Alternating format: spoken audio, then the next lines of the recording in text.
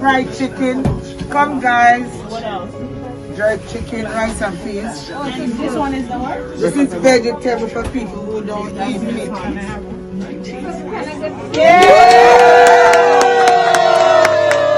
And compliments of Dr. Trevor Dixon and the whole crew. JAHJAH. Woo, woo, woo. Hi, this is Dr. Trevor Dixon from the JAHJAH Foundation. Just want to tell everyone, just hang in there in COVID-19. We'll get through this.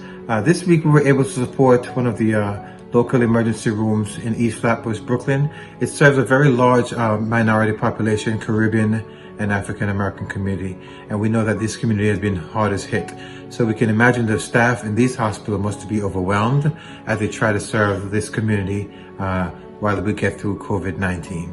Hang in there. Food is provided this week by the JAHJAH Foundation along with Topaze West Indian restaurant over there in East Flatbush. I want to big up the staff of Topaze for coming in with us on this initiative. I want to big up the staff at SUNY Downstate and also Kings County Hospital.